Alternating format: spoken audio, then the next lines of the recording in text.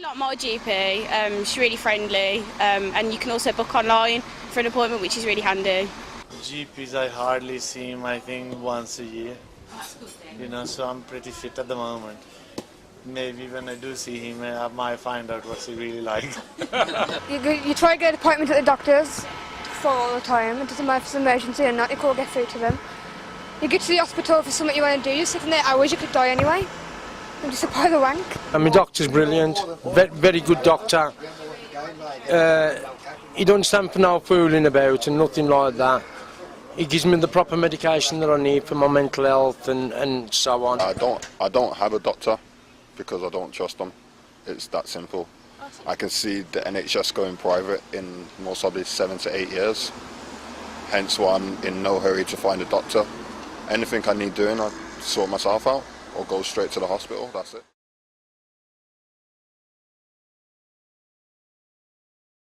It's a disgrace because people can't get in appointments to see the GP.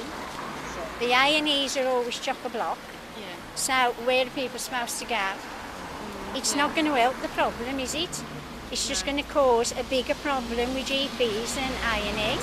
So I've used that for my children, the walk-in centre, and it was a godsend because I couldn't get in to see the GP. It wasn't an emergency, but they did need medical attention at the time. So without that, we would have ended up at A&E, which would have been probably taking up the place then of somebody who was coming in via ambulance from a road accident or something. So I think it needs to stay open. And the walk-in clinic centres, they are the worst ever places you could go. If there's a walk-in, I think they just try and get you in and out as quick as possible. And it's just...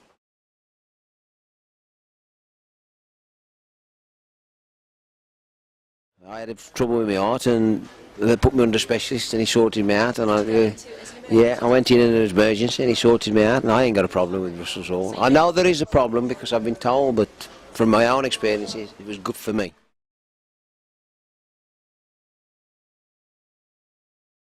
I just go to the chemist boots, I just got there.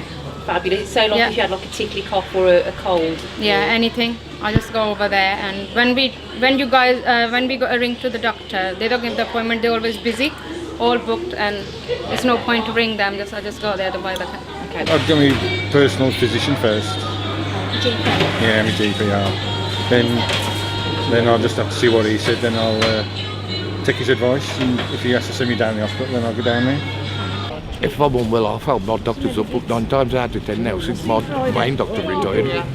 Right, my new doctor hardly ever comes out, so he tells me to go to hospital, and Russell's Hospital tell me to go up. Right, I'm wasting the time.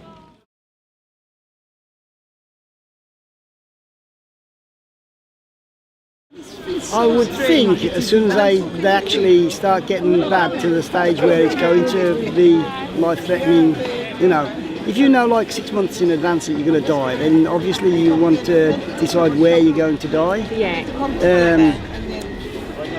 As for hospitals, are very clinical. A lot of people prefer to die at home. There's more dignity at home, isn't there? You've got your surroundings and you've got your friends and family there all the time then, Well, it's depends how open you are to talk about that kind of stuff. I guess some people, I would say, are probably quite scared of death. I'm not that bothered by the thought of it. Like, I'm pretty open to discussing it, and I know that at some point, obviously, it is going to come. So, rather it be talked about and you be knowledgeable about that stuff than completely leave it in the dark for nothing to happen. I think it's an awkward conversation for lots of people to have. For some people, It depends kind of what your views on that kind of stuff are. I'm pretty open to discuss anything, so it's just a part of life at the end of the day. So. I look at it like that. Well, about when I'm old and ready to die, to tell you the truth. I wouldn't like to be kept alive. Like, what's it called now? Euthanasia. Euthanasia, that's the one. Like, crazy thinking of that, ain't it? Really, like. It is, yeah. Who knows what the future holds? I know.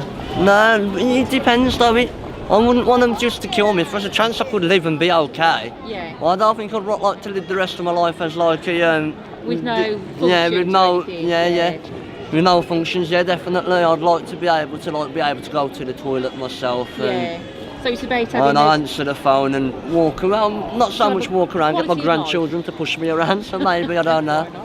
But I think quality of life more than anything. Like, you know what I mean? Like you says, not so much with tubes and everything coming out. I wouldn't be like to be on life support. Thinking if you're on life support for over, say what, 2 months. So your wish would be to like die at home with the support you need. And I'd like to be buried. Like to be buried. Okay. I would like to be buried. I wouldn't like to be burnt. I'd like to be buried. All right. Let the worms have me.